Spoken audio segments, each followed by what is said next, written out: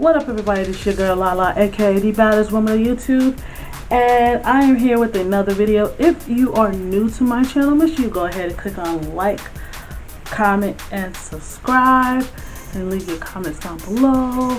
Also follow me on social media, and also cop my merch. I'll leave it in the description box as well. Well, as everybody should know, here with another wrestling tea, and it's been a minute I've done one of those because, it's been a lot going on lately in the wrestling industry. Let's see. Before, when we had the Black Lives Movement, all of a sudden wrestlers, and you can find, hey, I was just minding my business looking through Twitter and I stumbled across this, so you could search that in the box too. There was wrestlers that was about to get blackballed if they was expressing how they feel about Black Lives Matter. There was some wrestlers that was on some like gun-ho about the Trump support, supporting Trump, and that didn't go too well for them.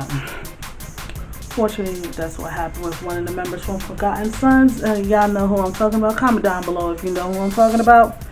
Now, I was on this wrestling group that I came across a post about speaking out. And it was shown on Twitter, so I'm like, wait, what's going on? So I was like, okay, let me go ahead and go on the Twitter to look into it, and come to find out there are many wrestlers that are a victim, or many wrestlers, female and male, coming forward about either witnessing someone being assaulted, like sexually assaulted, have been molested, raped, the whole 9 yards. So the main one was going on is Matt Riddle. I know you guys saw him on SmackDown. I just finished watching SmackDown earlier.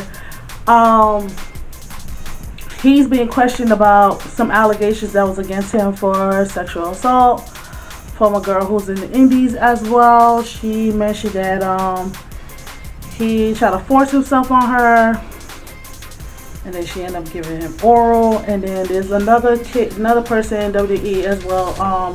He's actually the WWE NXT UK champion, Devlin. Another person came forward about him. There was others that I stumbled across from, like, y'all remember TJP. Y'all remember him, TJ Perkins. He used to be in 205 Live. He was on TNA, 205 Live, and I think he's back on TNA again. He also came forward about him being, I would say, taken advantage of sexually by girls, because he was 15 when he was younger, when he started. And what happens is that when he first started, he apparently, some girls 5 years older than him tried to take advantage of him. Also, another person came forward. There was a girl that came forward about Jack Gallagher, saying that, hey, he tried to go, mess around with her, trying to get her super drunk at a party. And I'm like, wait, he's known as the gentleman, but you're like, yo, this man is fucking married. Like, he got married. Like, but it's along the lines, like, to everyone who is coming forward, I applaud you, because to be honest, it's not okay. No means no. I know people are coming forward because of the fact that, back then they were scared because they was afraid of the fact that they was already up and coming, so they didn't want to mess up their own career. And during those times, some people who fell victim to that situation, it could have been from a promoter as well. There's some that came forward about promoters trying to be like slick with them, and they was too scared to speak up because the simple fact is, like, let me see if I can find one. Y'all know what I'm talking about, because I saw this like all today and I was just like,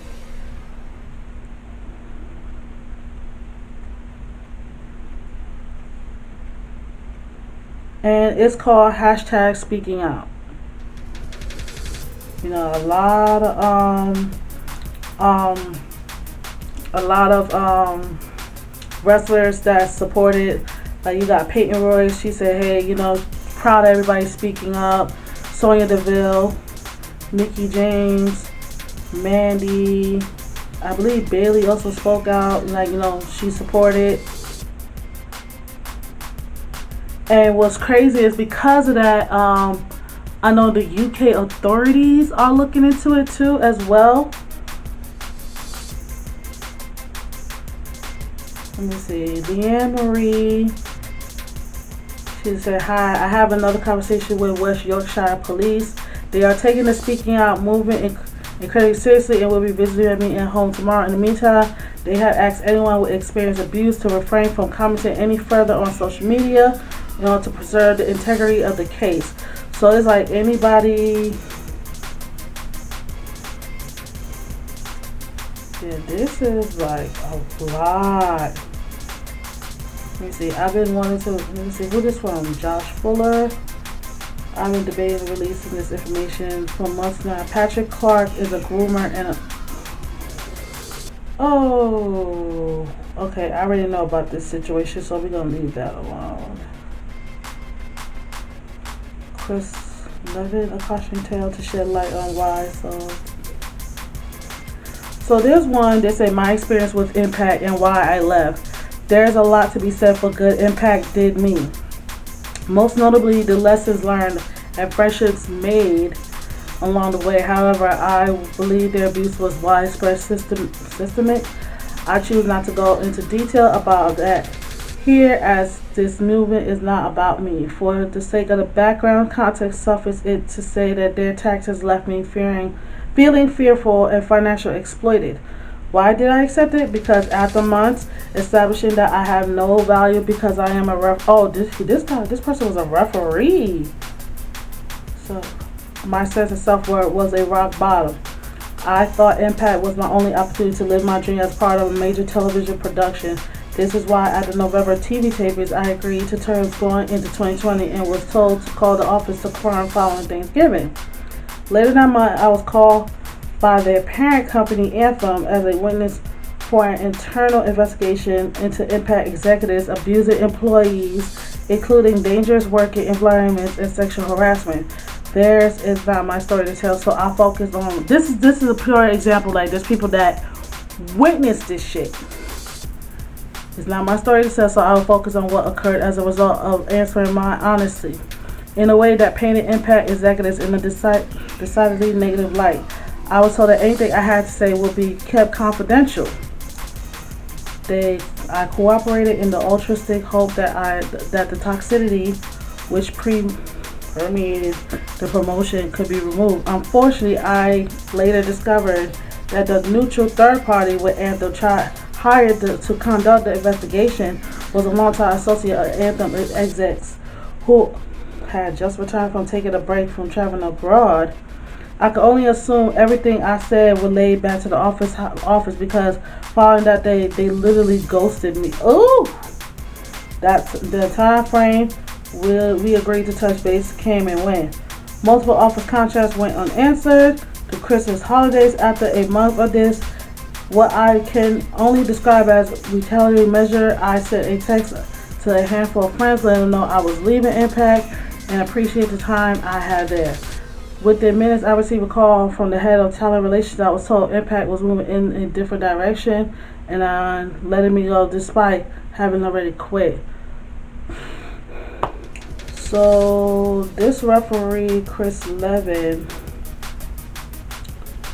pretty much he came forward, and I guess it got back to the execs, and he was like, fuck this shit, I'm out. But then they called him to tell him he's fired. That shit don't make no sense.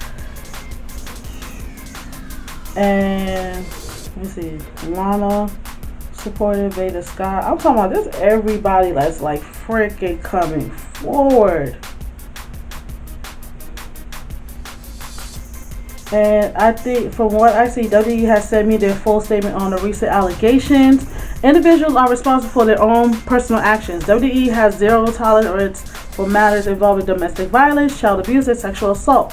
Upon arrest for such misconduct, a WWE talent will be immediately suspended. Upon conviction, such as misconduct, a WWE talent will be immediately terminated. WWE ability to find, suspend, or terminate a WWE talent will not be, however, limited or compromised in any manner in event incontrovertible evidence such as illegal misconduct is presented to WWE. Now, this is the thing here. It's like we're all under the same roof trying to wrestle, entertain. Everybody's under that same roof trying to entertain everybody, trying to be that big star.